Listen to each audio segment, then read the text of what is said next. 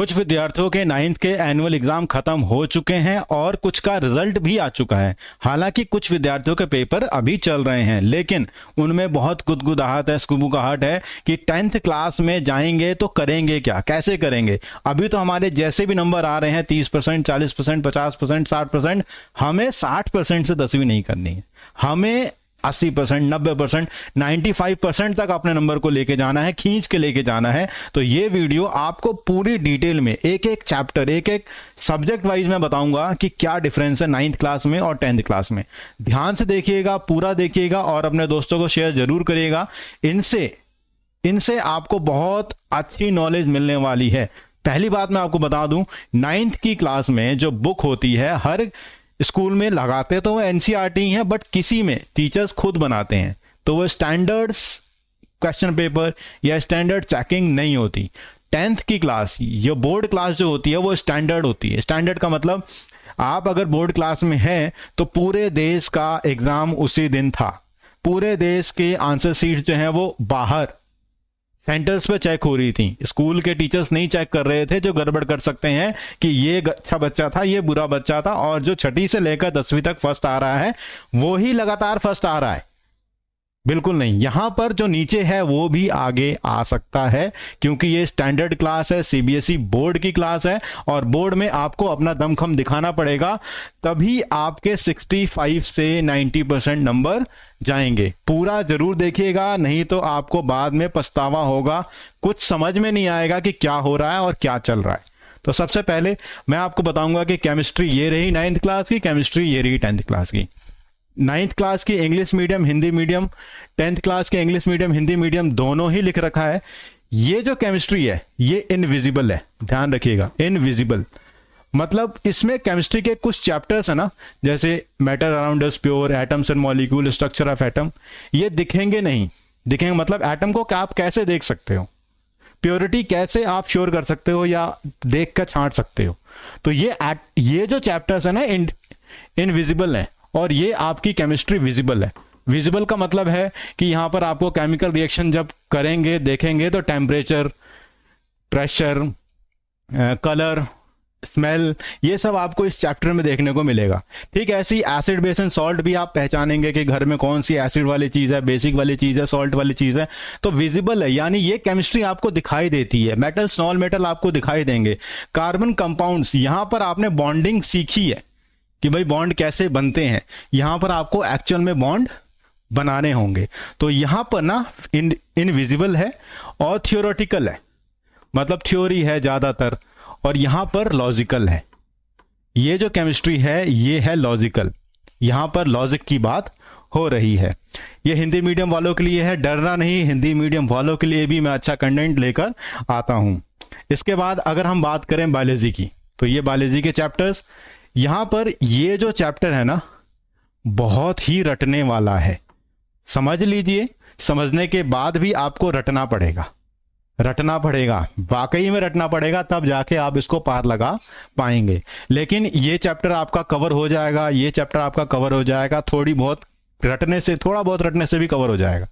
But यहां पर ये जो चैप्टर्स हैं ये खतरनाक रटने वाले हैं। खतरनाक तरीके से आपको रटना पड़ेगा, खतरनाक तरीके से पास होने के लिए रटना पड़ेगा, क्योंकि केमिस्ट्री आपकी लॉजिकल है, इसे आप रटेंगे नहीं, समझेंगे नहीं। फिजिक्स में न्यूमेरिकल ज्यादा हैं, हो जाएगा आपका बंटाधार। इसलिए ये चैप्टर तो इजीली हो जाता है, सही बच्चे कर लेते हैं। यहां पर रटने वाली कहानी ज्यादा है, यहां पर रटने वाली कहानी कम थी। तो ये आपका बायोलॉजी का डिफरेंस आपके सामने आएगा। फिजिक्स के डिफरेंस की बात करें तो ये जो फिजिक्स है ना ये विजिबल है। मोशन, कोई ऑब्जेक्ट मोशन कर रहा है तो आपको दिखता है कि हाँ भाई यहां से यहां गया, डिस्प्लेसमेंट हो रही है, डिस्टेंस चेंज हो रही है, वेलोसिटी हो रही है, स्पीड हो रही है। तो ये सारी फिजिक्स, फोर्स लग रहा है तो डायरेक्शन चेंज हो रही है, उसका मोशन चेंज हो रहा है, स्लो हो रहा है, डाउन हो रहा है, ये सारी चीज आपको विजिबल है, यानी दिखाई देती है। ये ऐसी फिजिक्स है जो दिखाई देती है। बट यहाँ जो न्यूमेरिकल्स है ना, यहाँ जो न्यूमेरिकल्स हैं वो जबरदस्त है, मतलब कठिन है। ऐसा नहीं है कि आप न्यूमेरिकल्स आसानी से कर लेंगे। ये जो फिजिक्स है ये इनविजिबल है। इनविजिबल का मतलब आपको दिखेगा नहीं। फिजिक्स, लाइट दिखेगी क्या? लाइट कैसे ट्रेवल हो रही है नहीं दिखेगी, लाइट के लॉज नहीं पता लगेंगे, इनके बहुत सारे रे डायग्राम्स है वो आपको याद करने पड़ेंगे, क्योंकि ये दिखता नहीं है, ये हो रहा होता है, फिनोमिना है। ह्यूमन आई थोड़ा बहुत आपको लगेगा आसान, बट ह्यूमन आई के आगे जो कलरफुल वर्ड लगा है ना, ये आपको प्रॉब्लम करेगा, ये आपको प्रॉब्लम करेगा। ऐसी इलेक्ट्रिसिटी, इलेक्ट्रिसिटी में न्यूमेरिकल्स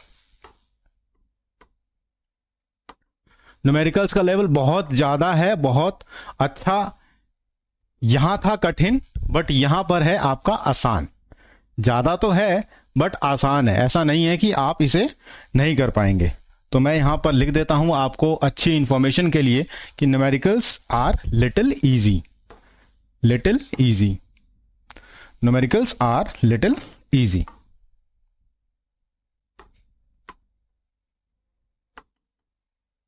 लिटिल इजी, तो न्यूमेरिकल्स थोड़े इजी आपको लगेंगे यहां पर फिजिक्स में, लेकिन वही है, विजिबल इनविजिबल का चक्कर है और ये चीज है।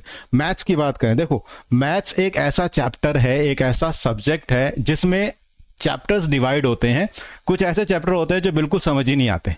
9th क्लास में ट्राइंगल है, समझ ही नहीं आ रहा कहाँ जा रहा है, किस तरफ को जा रहा है, जिसे हम कहते हैं नहीं समझने वाले चैप्टर को सिंपली बच्चे कहते हैं ज्योमेट्री है, लाइन चल रही है, एंगल चल रहे हैं। तो यहां पर ज्योमेट्री के आपको 5 चैप्टर थे, यहां पर ज्योमेट्री के 3 चैप्टर थे, यानी यहां पर मेहनत ज्यादा थी।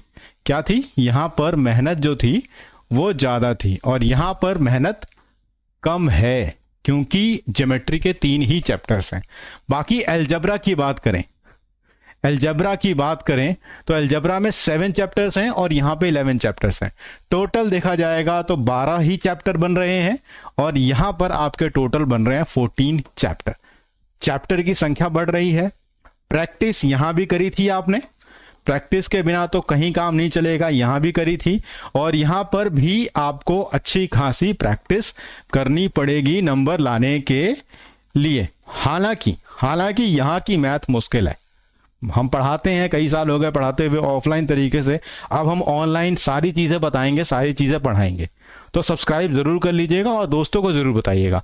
रियल चीज़ बता रहा हूं मैं, जो हम बच्चों को रियली पढ़ाते वक्त जानते हैं, देखते हैं। यहाँ पर आपको प्रैक्टिस करी थी, मुश्किल से आप कर पा रहे थे, यहाँ पर आप कर तो लोगे, लेकिन अच्छी प्रैक्टिस करोगे तब जाके आपके अच्छे नंबर आएंगे एग्जाम में। चलिए अब बात करते हैं एसएसटी की।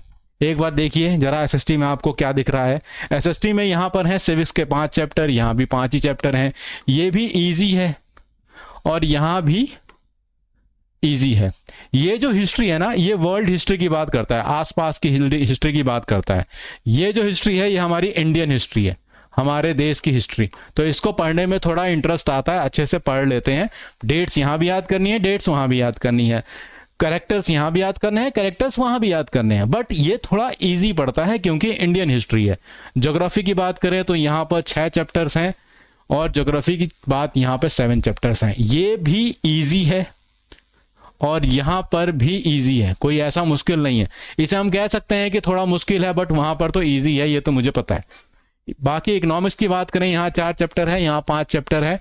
थोड़ा सा आपको यहाँ पर स्ट्रगल करने की जरूरत पड़ेगी। हम बच्चों को पढ़ा रहे हैं तो बच्चों को देखते हैं कि यहां पर ना वो बच्चा रुक जाता है, उसका दिमाग लगता है कि थोड़ा सा हैक सा हो गया, रुक सा गया, यार ये कैसे होगा।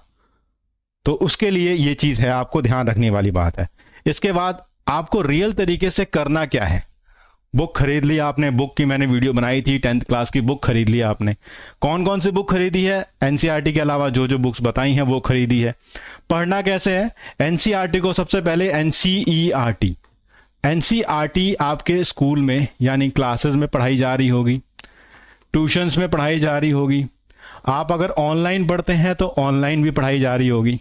बट ये सब काम तब करेगा जब आप सेल्फ स्टडी करें। सबसे बड़ा काम होता है सेल्फ स्टडी, खुद से जानना कि मैं कुछ कर रहा हूं, खुद से जानना। 9 से 10th में मूव करते वक्त आपको यह दिखेगा कि आप मूव कर रहे हैं तो आप कितनी मेहनत खुद पे कर रहे हैं, सबसे बड़ी बात। दूसरी बात है, जब ये आपने कर लिया तो आप एग्जाम्पल्स लगाइए। एनसीईआरटी में बहुत सारे एग्जाम्पल्स दिए हैं। एग्जाम्पल के साथ साथ आपको टेबल्स दी होगी, उसके बाद आपको कलर में आपको पैराग्राफ्स दिए होंगे, इनसे भी पेपर में डायरेक्टली क्वेश्चंस पूछे जाते हैं। पेपर तो एनसीईआरटी से ही आता है, लेकिन उसकी समझ, उसकी अंडरस्टैंडिंग बनाना सबसे ज़्यादा जरूरी होता है बोर्ड एग्जाम के लिए। इसके बाद जब आपने ये किया तो आपने इंटेक्स्ट किया। इंटेक्स्ट मतलब एक्सरसाइज, जो आपकी एक तो चैप्टर के लास्ट में एक्सरसाइज होती है और एक चैप्टर के बीच में कुछ कुछ क्वेश्चंस होते हैं। ये कुछ कुछ क्वेश्चंस ही डायरेक्टली एग्जाम में पूछ लिए जाते हैं। तो पहले इंटेक्स्ट एक्सरसाइज करी, फिर लास्ट में जो एक्सरसाइज है चैप्टर के एंड होने पे उस एक्सरसाइज को किया। एक्सरसाइज करने के बाद ये जो आपने एनसीईआरटी पढ़ी थी, सेल्फ नोट्स जरूर बनाइएगा। सेल्फ नोट्स अगर आपने नहीं बनाए तो बाद में आप किसी और के लिखे हुए को पढ़ोगे, समझोगे, टाइम लगेगा। मेन देखो, एक एवरेज बच्चा है और एक टॉपर बच्चा है, पढ़ते दोनों वही किताब हैं, वही नोट्स पढ़ते हैं, उसी तरीके से पढ़ते हैं। डिफरेंस आता है एवरेज और टॉपर में रिवीजन। एक रिवीजन नहीं, दूसरी रिवीजन, तीसरी रिवीजन, चौथी रिवीजन, पांचवी रिवीजन। तो 4-5 रिवीजन करने के बाद एक टॉपर होता है। बाकी वो एवरेज रह जाएगा, नहीं पढ़े, देखो पढ़ा तो है लेकिन रिवाइज नहीं किया है, क्वेश्चंस नहीं लगाए हैं, तो वो एवरेज रह जाएगा। ये होने के बाद आपके PYQs लगाइए, चैप्टर वाइज लगाइए, चैप्टर वाइज PYQ लगाइए। फिर लास्ट में सैंपल क्वेश्चन पेपर, ये CBSE रिलीज करता है आपका सितंबर में, तब जाके आपके अच्छे नंबर आएंगे। तो इस वीडियो के साथ मैं आपको सारी डिटेल्स बताई है कि 9th और 10th में एक्चुअल डिफरेंस क्या है। इसके साथ साथ मैंने आपको इससे पहले बुक्स भी बता दी हैं। तो बहुत बहुत ध्यान से बने रहिए, इन दोनों चीज़ों को ध्यान से देखिए और दोस्तों को शेयर करिए और अपनी एनर्जी बनाइए, अपना एक एटीट्यूड बनाइए, कॉन्फिडेंस बनाइए कि हमें बहुत अच्छा करना है 10th क्लास में, तो हमें ये चीज़ें करनी ही पड़ेंगी।